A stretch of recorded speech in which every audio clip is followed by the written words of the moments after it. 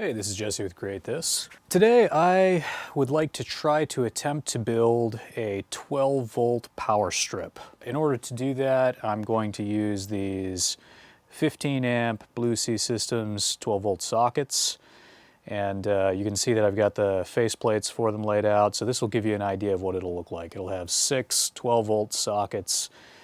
It'll have a 60 amp thermal breaker for the whole thing, and then each individual 12 volt socket will use a 10 amp Blue Sea Systems resettable fuse or breaker. Now, I've never built anything like this before. I've considered it a number of times, but the thing about these is that they're really, really expensive to make. So let's talk about alternatives. So this is what I've been using for years. If you use Anderson power connectors and you use a 12 volt system, these Powerwerx PD8 system, I think they call it a power distribution block. These can be really handy, and they're really elegant. They don't have any breakers or anything. It's just a bus bar attached to, you know, some 45 amp Anderson connectors. So that's a really good alternative. The other thing that you can do is Anchor makes units like this, and sometimes they come with 12 volt, you know, this one in particular came with a 12 volt adapter on the end that, you know, has this kind of a plug. So I cut these off and I put Anderson connectors on them, and then I can use them with the PD8, right?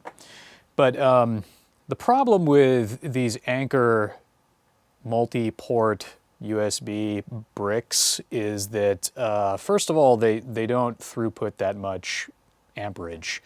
So I have a number of MacBook Pros, and anytime you have like a solar setup, you start realizing that it's really useful to eliminate as many AC to DC conversions as possible to make your battery power last as long as you can. And so what I've started using are these Satechi, I hope I'm pronouncing that right, Satechi, I think they're like something like 72 watt adapters. And so they just go into a regular 12 volt cigarette lighter like this, and the USB-C is designed to charge a MacBook Pro. So like they won't charge the 15-inch, but they'll charge like the 13-inch models, and it's fairly high wattage. And I like these a lot because I have a lot of 13-inch MacBook Pros. You know, the pandemic, my daughter got one, my partner got one, I got one for work, I've got one for my personal laptop, you know, whatever. So the thing is, with these 12 volt sockets, over the years, you probably don't even realize this, but they keep coming out with different power charging protocols for USB. So we've got this regular USB-A socket, and then we've got these USB-C sockets. And even within the USB-A, there are different charging protocols. So the Android phones tend to use, I believe it's called IQ. And then the iPhones tend to use this PD protocol. And so PD is really good for charging iPhones and MacBook Pros and stuff like that. And then the IQ and I think there's another term for that charging protocol, but the Android phones tend to use a different charging protocol altogether. So what you find is that when you have these long enough, you find that these adapters kind of go out of date really quickly. Maybe every couple of years, you're buying a new set of them. And so the point of this power strip is to kind of make a power strip, and then I can just change out the adapters as I need to, rather than, you know, because you can order USB ports, you know, round USB ports that would just go in there. But the problem with a fixed USB port is you're going to be buying new ones all the time. So you know, and that's the problem with these, right? Like, this thing is basically obsolete. It charges at a very low wattage. It's a PowerDrive 5, and I think it's got IQ for Android charging, but it'll charge iPhones very slowly, and it's not going to charge MacBook Pros pretty much at all. So over time, you know, you find you might want to upgrade stuff, and that's why this sort of, I don't know, they're so ridiculous, these connectors, designed for cigarette lighters, you know, originally, but you know, it turns out that it's a fairly decent format and it's ubiquitous, so everybody uses them. So anyway, so that's what I'm thinking about making. I don't know if it's a good idea or a bad idea, but that's what I'm doing. So for the input, power input, I plan on using a 75 watt Anderson connector, or a 75 amp Anderson connector. And I'm going to put that on the back somewhere. I haven't decided where yet. And I'm going to use this mounting clamp. So this is like a panel mount mounting clamp for it. And then for the internals, I plan to use a Blue Sea Systems 100 amp bus bar. And it doesn't have quite as many internal tabs as I would like, but I think I can just use this this one on the end. So the input will come in here, and then one of these will also go to one of the power ports. So I've got two of those, one for the positive and negative, and you know, I've got some 6 gauge cable, and then I've also got some 10 gauge cable. And my 6 gauge cable is higher quality than the 10 gauge cable. The 10 gauge cable has fairly large strand size. You really don't want that. You would prefer to have a very small strand size when you're building things like this. But I use this in a lot of projects, and so far it hasn't caused a fire or, you know, gotten me in trouble, so I'm going to use it again. The box here is actually a wine box, interestingly enough. But we can look inside this. This is you're supposed to put a bottle of wine in there, and this is for the neck. And it just goes right in there. You know, I do some woodworking, and I was thinking I could build a box. You know, it's got some nice box joints there on the sides. I was like, I could totally build a box, but I don't really want to. I don't want to do all that work. So I found something that looked like it might be the right size that was pre-made, and it happens to be a wine carrying box. So we'll see if it works. I've never done this before. Let's get started.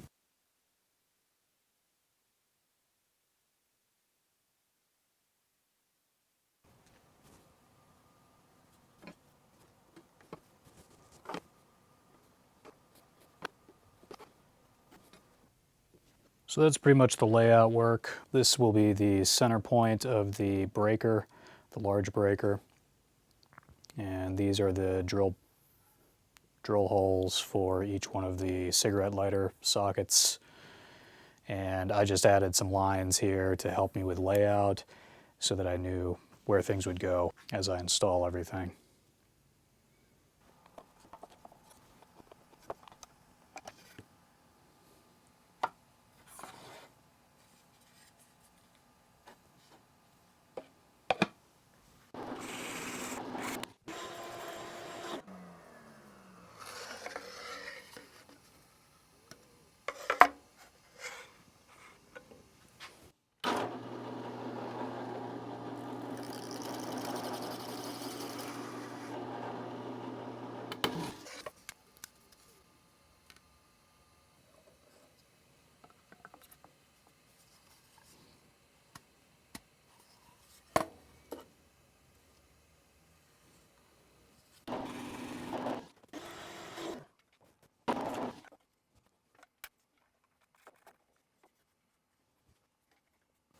So that's going to be a bit of a problem. I didn't allow any gap for the cover there. I might have to do away with the covers entirely for this one.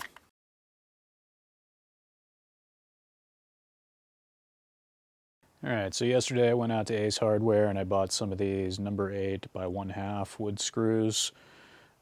These are real small because I want it to go into the lid and secure these plates without going through the lid if possible, but I think I might have some holes showing through on the bottom either way. Sorry, I don't know what the equivalent is in metric there.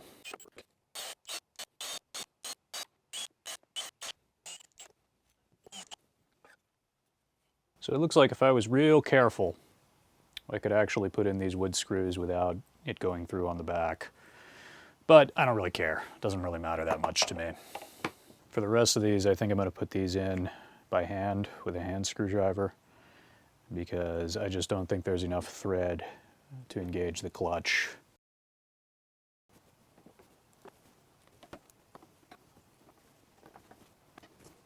Now, since I didn't take into account the gap necessary for these weather closures here, I'm supposed to keep out water and stuff and, you know, other electrical items, I imagine, other electrically conductive items. Since I didn't take into account that gap, so for example, between these two, what I've done is I sanded it down a little bit. I just put a piece of sandpaper on the table and I sanded down both sides of these so that there was a little bit of a gap for this little rubber thing. I suspect that eventually this will get cut and I'll probably have to replace it or remove it entirely. But just because the gap is so narrow and they're a little sharp now. But if I were to do it again, I would make sure that there was about 1/8 of an inch between each plate, if possible.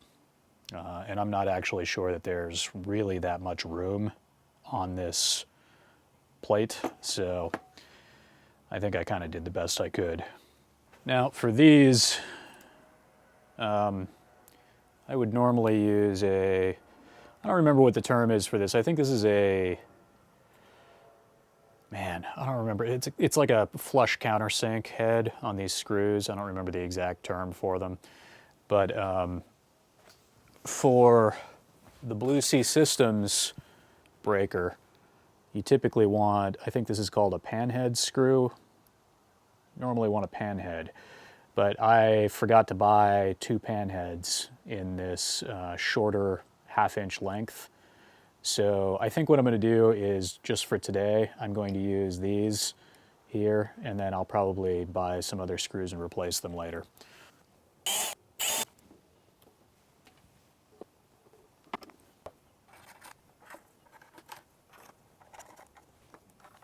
Just a quick note, I am really not a fan of these quick connect connectors. In my experience, they tend to loosen up over time and they're kind of unreliable. So, you know, and they've got these holes in them where they're supposed to lock into place, but in my experience, those holes don't really work very well. So I would much prefer screw type terminals, but I think these are so small, they just don't have room for them, and that's why they don't do that. I couldn't find these sockets in screw type terminals. But if someone made them in screw type terminals, I would probably buy them because I really hate these. You might have already caught this, but I apparently installed this one backward. I'll just fix that.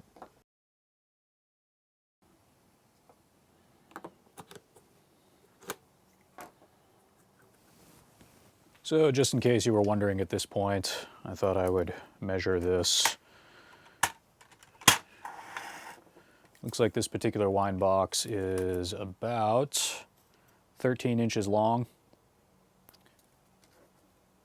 Yeah, looks like 12 and 15, well, 12 and 7/8 long, something like that. So about 13 inches long. And it looks like it's about 3.5 tall and about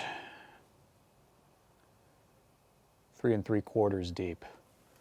So if I were you and you were going to do 6 sockets like this, or if I were me and I was going to do it over again, I would probably look for something that was a little longer than 13 inches. 13.5 would be useful. That would be like the absolute minimum, because then you could space these out a little bit, have a little bit of room there. As it is, I'm probably going to have mechanical failures on some of these over time, so it's kind of a bad design on my part, but good for demonstrating, I suppose. So 13.5 to 14 inches would probably be ideal. So we're done with the top, right? Nah, not really. I've still got all of these 10 amp breakers to install, and you can see that they fit in that space there. They're going to be like this.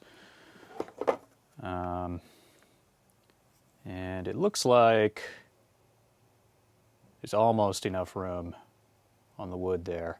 I might have to chisel out a little bit of the back so that they slide in. But I'm going to put them pretty much like that, right there. I want them to kind of rest up against this back wall, I guess. So I still want to be able to close the back of it. But at the same time, there needs to be room to put the top part on. So I got to figure out, and just so you know, the idea here is this protects this, and then this protects whatever the master connection is, which is going to be these 75 amp Anderson connectors. So this is rated for all of them, and then these are rated for the individual units. All right, so thinking about it, I think the easiest way to get this layout correct is just to eyeball the center here. Give it a little bit of room and just trace it.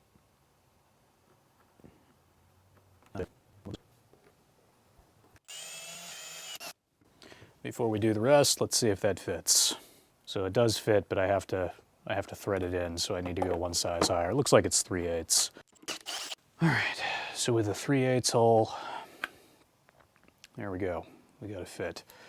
And so I think what I'll do is I will drill out a larger hole on the back so that this seats flush, and then I'll probably have enough room for the nuts on the front. I can chisel out a groove in the wood if I need to for the body, but I think if I just chisel out, or I just drill another hole on center for this ring here, I think I'll be fine. Just countersink it a little bit. I think if you want to avoid the tear out on the back, if you really care about that sort of thing, you can. What you have to do is you'd probably have to use a drill press, and you drill so that the point of the brad came through, but nothing else did. And then you would flip it over and you would drill from the reverse. But I don't really care about the back. So the only thing that bothers me about this is that I got a little bit of tear out right here when I enlarged the hole. But I don't even really care about that because there's going to be a plate over top of it.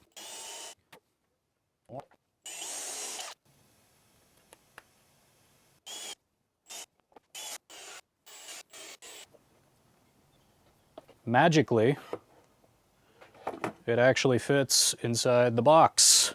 So I guessed right. Cool.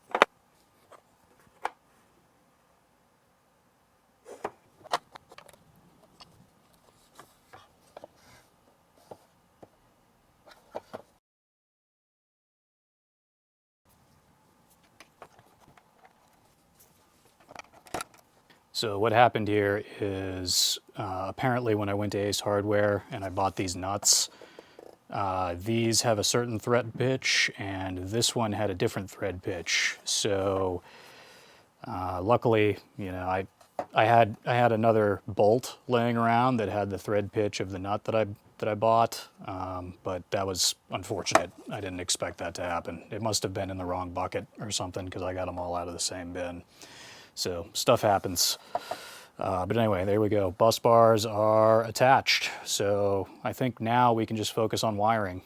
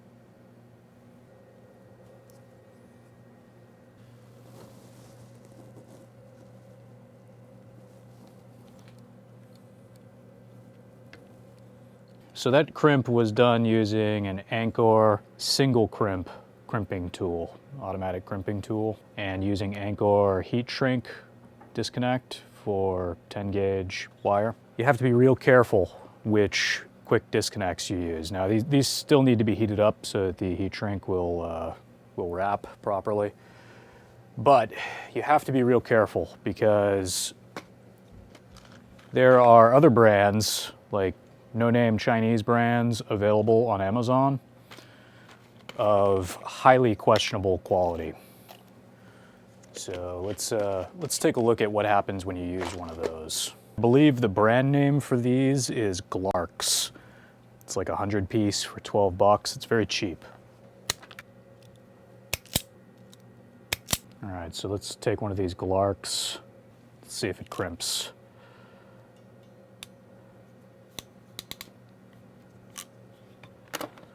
So that's using the Anchor crimper.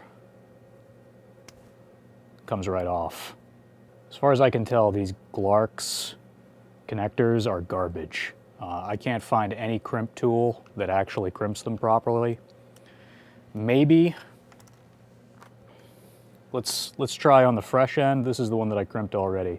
Let's try the fresh end, and let's try it with a manual crimp tool. So this is a Klein Tools crimp tool, and we're going to use the, I don't remember whether I'm supposed to use the insulated or the non-insulated. I think I'm supposed to use the insulated with heat shrink. So let's try that.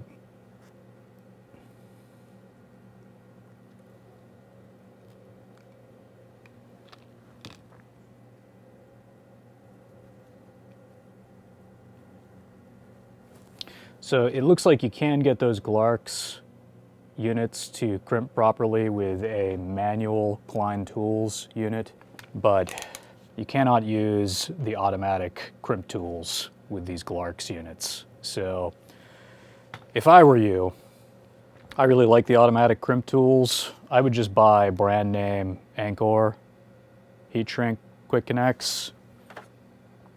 I think the metal is a little thicker on them and they're higher quality. But you do you. Just be careful. Make sure you test your crimps.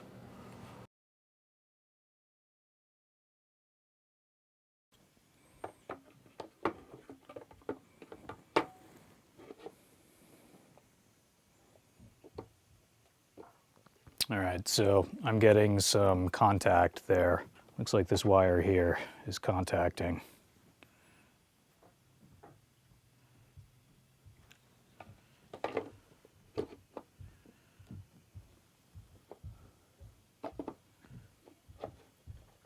Looks like I can fix it just by kind of moving the wire a little bit, so that's okay.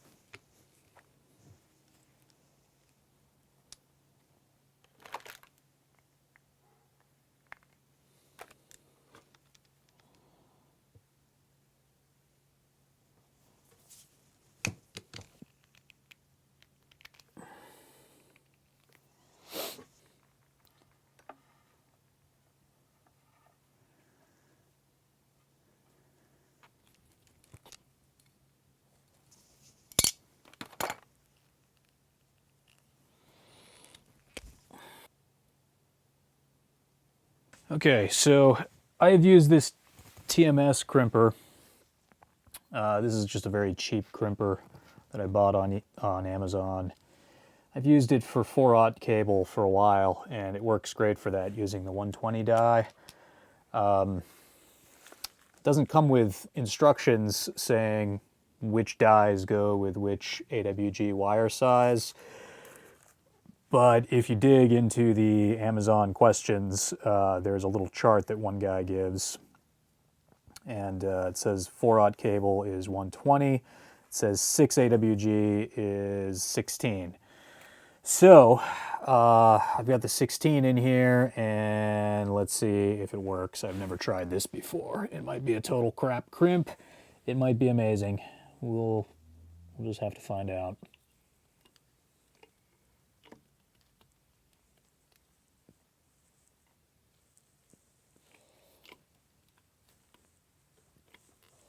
Okay, get that snug.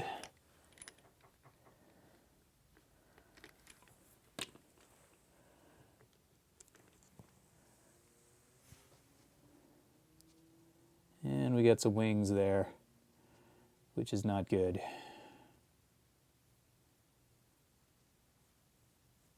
It's usually, I think that's an over crimp, usually.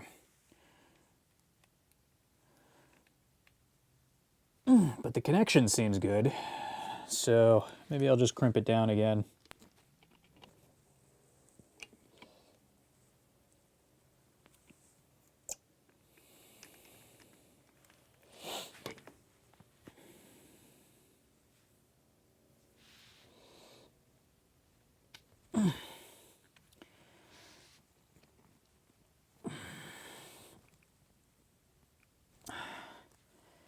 Seems like a pretty good crimp.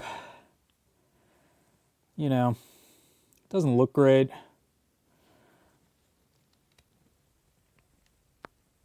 But I can't get it to come off.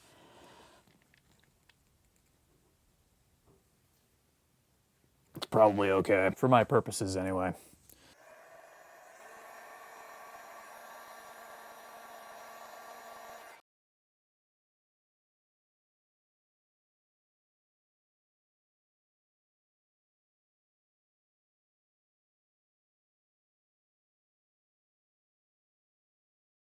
All right, so I was pretty bummed out about after my last session here of working on this project, because as you can see, the case kind of pops up and it doesn't really want to close. There's quite a bit of spring tension there. So looking inside here, you can see that there are two 6-gauge wires going to this breaker. And those 6-gauge wires are made out of what is called marine wire. So this is marine grade wire. My understanding is that it has a PVC coating on it, and it is fairly stiff.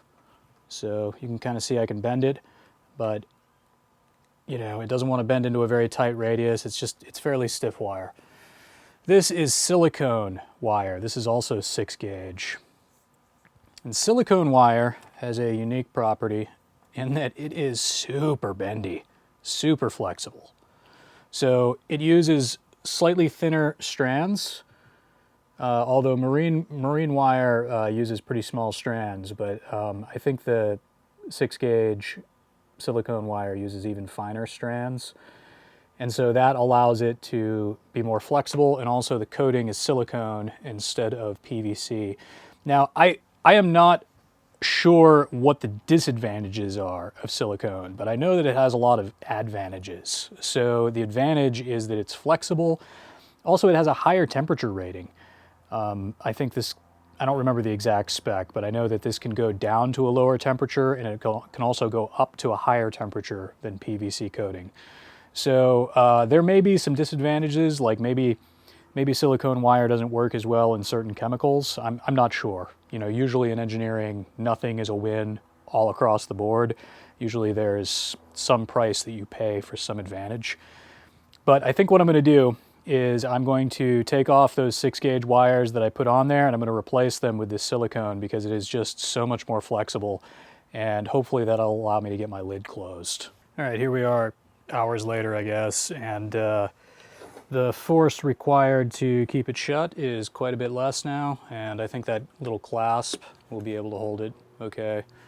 Might want to add like another clasp over here, but it's mostly okay, I think. And I could probably screw the lid down if I wanted to at this point without worrying about it stripping out. So I can't really open it up much. I had to turn this one around. You can see how the terminal is facing, well, the wire is coming out this way instead of coming out that way on this other one. I don't really like doing that, but that was the only way that it kind of worked in there. It's just such a confined space. And again, to show you, this is the PVC wire, and applying a pretty consistent amount of pressure there, it barely bends at all. And this is the silicone wire. Applying the same amount of pressure, it bends quite a bit. So just to give you an idea what that's like. All right, so now I need to wire up the rest of these. I think I have some negative terminals on the DC jacks, and I also need to add the positive terminals from the breakers down to the bus bars. So I'll go ahead and do that. And for that job, because I like this silicone wire so much, I have ordered some 10 gauge silicone wire. So I'm going to use that as well. All right, so I spent a couple of hours making cables, and this is what I ended up with. I might have to tweak this a little bit, but basically there is one negative cable for every component, and there is one positive cable for every component. And then these are the two cables that go on the breaker. So this one goes like that, and that one goes like that. And that's it.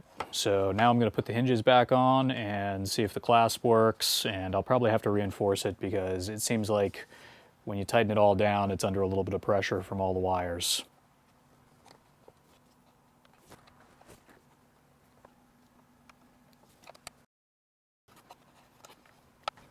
This is interesting. It looks like the insulation has, the heat shrink is completely deformed on this one.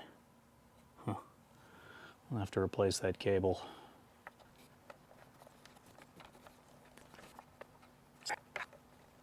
Did I mention that I recommend going with a larger box? Perhaps one that has a screw-on bottom. I feel like that would make this easier.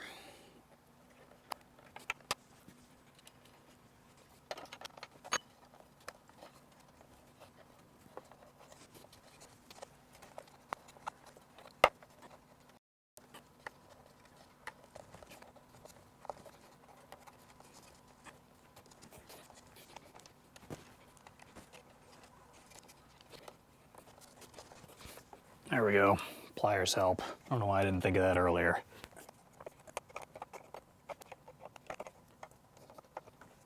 Let's see if it closes. I feel like it's not going to. I moved some cables around. I can't really show it because it's all internals, but I moved some cables around and tried to, you know, just open and close it and like see what was contacting in there. I was very careful. And so I now have it so that it's under quite a bit of pressure. Like, you know, there's this much of a gap that's about 3/4 of an inch or an inch, but I can push it down and close it. I don't have a lot of confidence that this latch will, you know, keep under that kind of pressure for very long. I kind of feel like it's going to break soon, but that is kind of the unit that I envisioned. So maybe it's good enough for the video for now, and I'll have to figure out a better way to close that long term.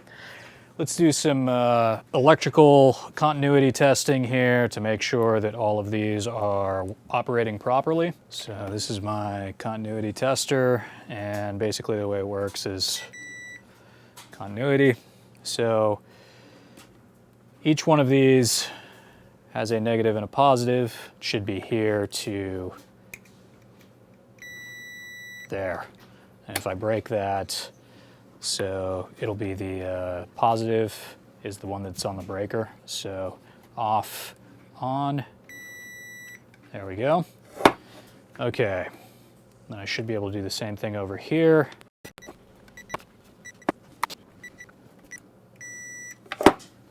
Now I also think that negative to negative should get continuity, and positive to positive,